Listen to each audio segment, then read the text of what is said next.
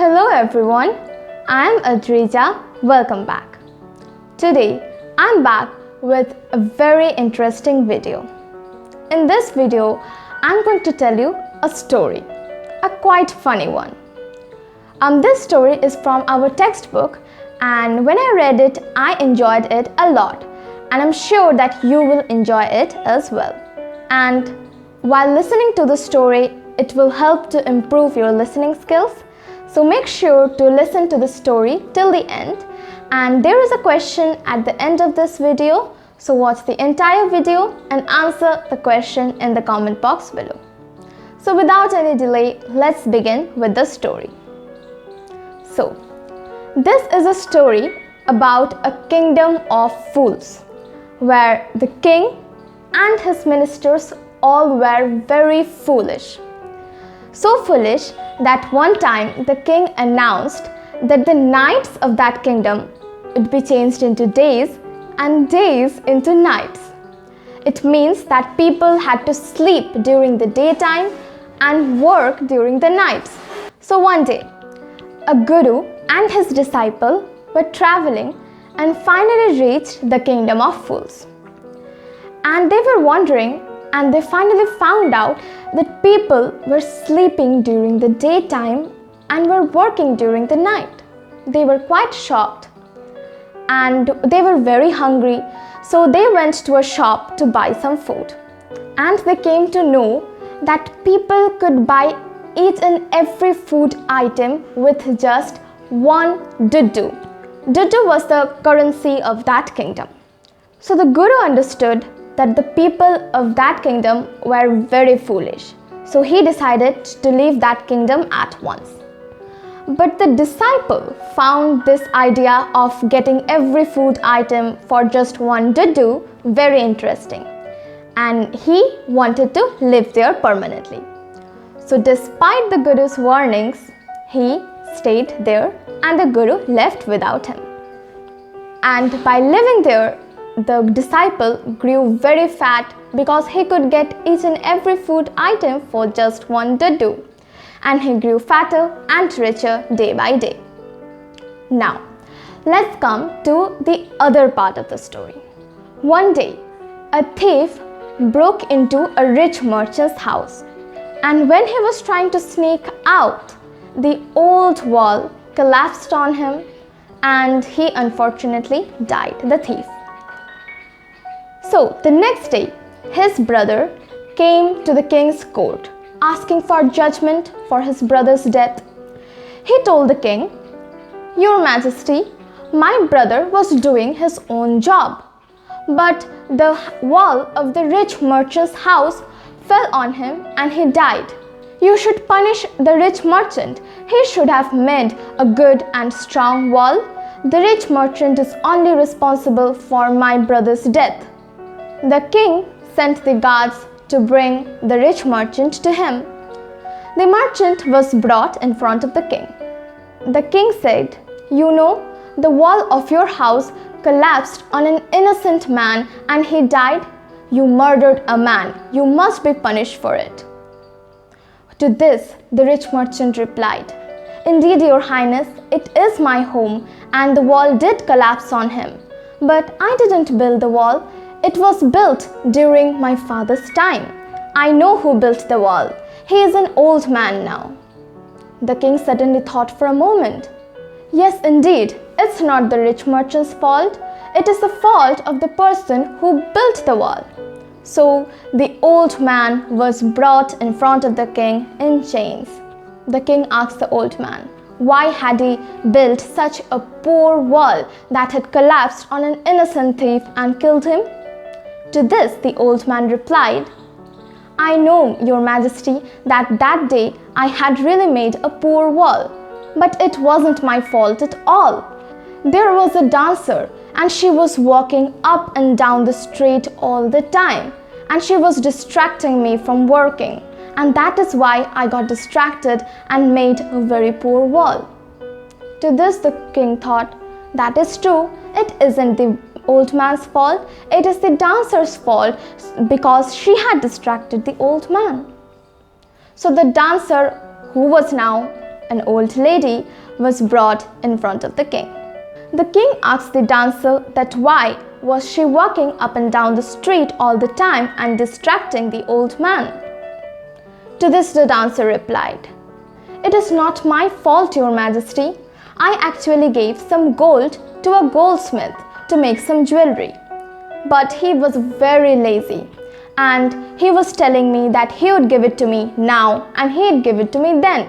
So for him, I had to walk to his house a dozen times. If it is someone's fault, then it is his fault." To this, the king thought, yes, indeed, poor thing, it wasn't her fault at all. So now the king had found the real culprit, and it was the goldsmith. So the goldsmith was brought in front of the king.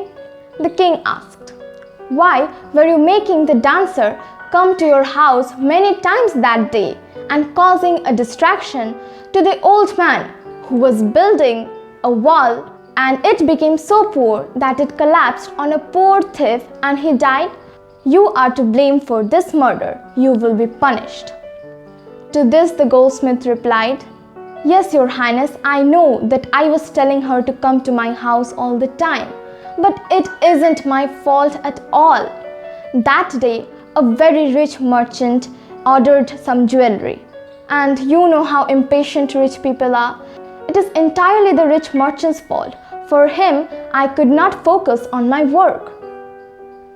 The king thought for a moment and asked who the rich merchant was. And do you know who it was? It was none other than the owner of the house, whose wall had fallen on the poor thief, which has caused his death. So the king again asked his guards to bring him the rich merchant. The rich merchant was again brought back in front of the king and he was asked. The rich merchant replied, "It wasn't me who ordered the jewelry, Your Majesty.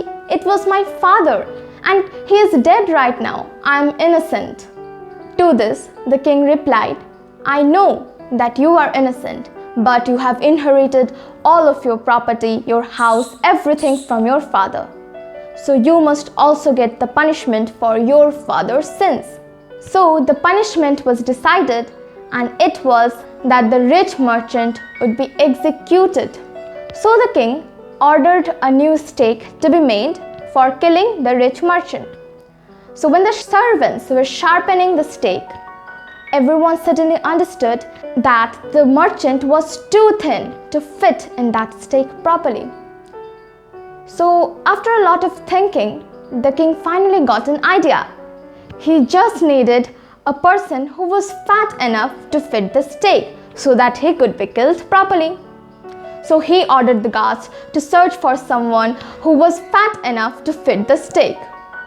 The guards searched and searched, and whom did they find but that disciple who had grown fatter day by day? So the disciple was brought in front of the king, and he was pleading, "What have I done? I am innocent. Let me go." The king replied that he needed a man who was fat enough to fit the stake. And he was indeed fat, so that's why he needed to be executed. Now, the disciple suddenly remembered the Guru's words on how the Guru had warned him that he should not live in this kingdom of fools. He remembered his Guru, and with the help of the Guru's magical powers, the Guru came to know how much trouble the disciple was in. He arrived there to save his disciple. He took the disciple to a spot and whispered something in his ears. And when they went back to the king, the Guru asked, "Your Majesty, who do you think is greater? Is it the Guru or the disciple?" The king replied, "Of course, the Guru." To this, the Guru said, "Then you need to kill me first, and then you can kill my disciple later." The king was shocked, but the disciple replied that no, I was the one who needed to be killed first. And the Guru and the disciple got into an argument. The king got confused and asked the Guru, what was the mystery behind this? Why was the Guru trying to kill himself first? To this the Guru replied that if the king promised to kill him first, then the Guru would answer his question. The king promised, and the Guru told him, "With the help of my magical powers, I have come to know that this stake is the stake of the God of justice. Whoever dies on the stake first shall be the king in his next life, and whoever dies second shall be the minister. So that is why I want to die first." The king thought for a second. He couldn't let his kingdom go away so easily. So he postponed the execution for the next day. He and his ministers discussed that day, and they finally came to a conclusion.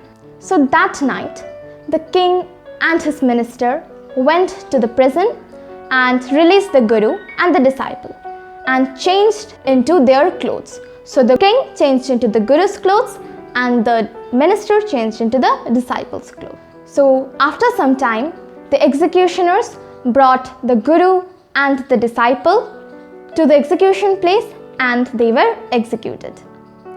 As per the king's orders, the Guru was executed first and the disciple was executed afterwards. And they threw away their body to the crows and the vultures. But when the people of the kingdom saw their body, they understood that it was none other than their own king and minister. That night, everyone was mourning and they were thinking, how would the kingdom run without a king and a minister? They spotted the Guru and the disciple walking away from the kingdom. They went to them and pleaded to become their next king and minister. The disciple was easily persuaded, but the Guru wasn't, though after a lot of pleading, the Guru agreed to become the king. So from that day on, the Guru became the king and the disciple the minister. And people would work during the day and sleep at night. And one could get nothing for one to do. It became a normal place. So this was the story, quite funny and interesting. I actually love this story a lot and I'm sure that you did too. Now let's move to the question. So the question is, when the thief died, who came to the court to seek justice? Make sure to answer this question in the comment box below. So this was the story. I hope you enjoyed this. You can use this story as a listening practice as well. And I'm going to be back with another video soon. If you have any suggestions related to anything, then make sure to write it down in the comment box below. If you like this video, then click on the like button and subscribe for more such videos. Thank you. Bye.